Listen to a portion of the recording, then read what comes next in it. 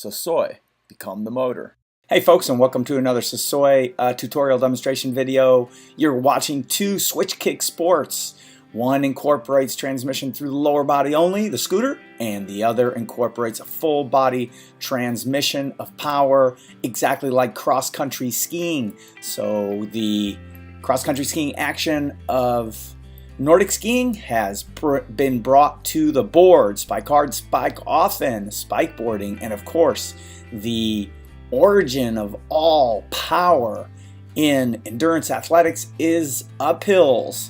And of course, if you can extract power from a skateboard spike, yes, there's the spike tip as the name implies, and that spike tip comes to us from World Cup cross-country roller skiing. Hey, let's hear it for USA.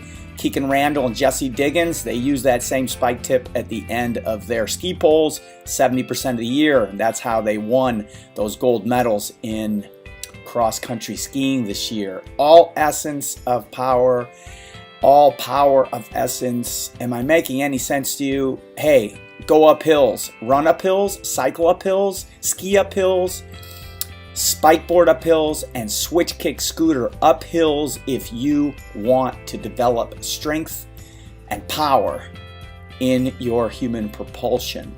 And we are here in Orange County, the Hudson River just behind us, and a short little hill here where we're going to demonstrate switch kicking at the same time that we are using a stroke called Kubi Cross, one of 3 strokes in SpikeBoarding. And the Kubi Cross essentially is the Nordic upper body ski action technique, whichever you'd like to call it, as you're seeing there with one shaft alongside the scooter kick. And here with a scooter, we are able to slowly replicate a technical drill that mimics the Kubi Cross. So SpikeBoarding and the Kubi Cross begin on a scooter, and that is because most of us do not have bilateral limb development and have the neurological adaptation and function. So therefore, we actually are greatly assisted by the scooter, because once you're on a board, the board's asking you to have strength endurance plus balance. It's asking you, in this case, to have neurological balance on a dominant supporting leg and on a non-dominant supporting leg. And of course, if you can begin with a scooter, then you can begin to develop muscle memory as well as muscular strength in your non-dominant quadricep, and then you can slowly begin to get your neurological system adapted, literally very similar to left hand, right hand. Your legs, your lower body limbs can begin to learn ambipedal skill set. And ambipedal is the ability to function with both your legs at equal capacity, and the scooter helps this so very much. So in effect, actually, SpikeBoarding begins at age 3. So folks, if you have children, get them in a fun way to start counting numerically. 1 2 3 4 5, 1 2 3 4 5, switch, 1 2 3, switch, 1 2, switch, 1 2, switch, 1 2, switch, and have them begin to switch on their boards, and that will actually lay a foundation for what you're seeing here. So if you have some interest in developing healthy adults, and you want them to know this physical movement language way before age 28, when it will be much more challenging to learn, then SpikeBoarding begins at age 3 on a scooter. And if you're an adult, have confidence, it won't take that long.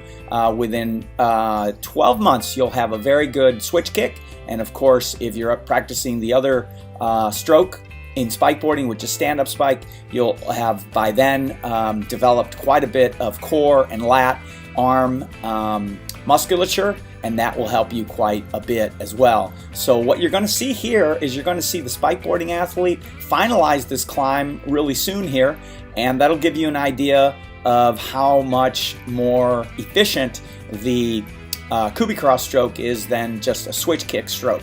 So we were headed at about we were paced at about the same pacing, so about the same amount of effort, and you'll get an idea of how much more efficacy you get when you're actually extracting power and leverage from the upper body as well. So about 70%, 65, 70% of all the power of a cross-country skier comes from the upper body. There you go, the spikeboarder's done.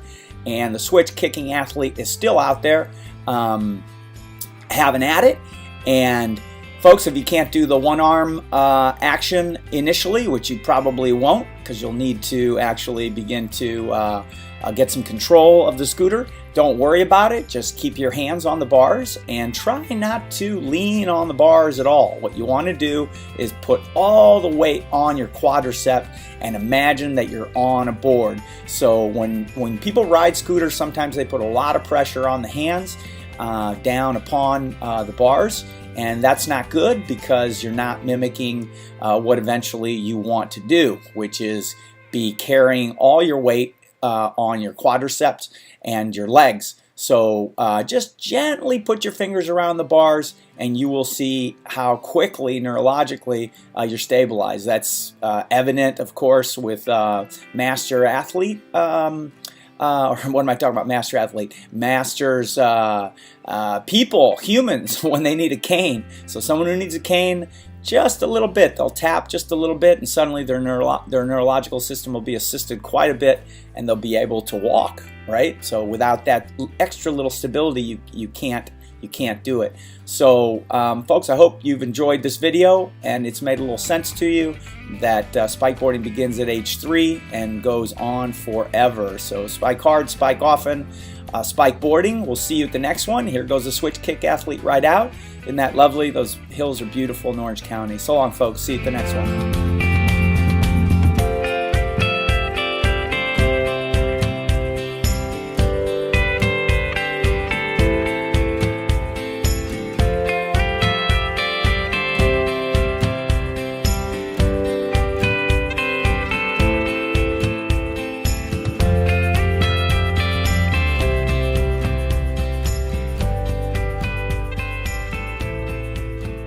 So soy, become the motor.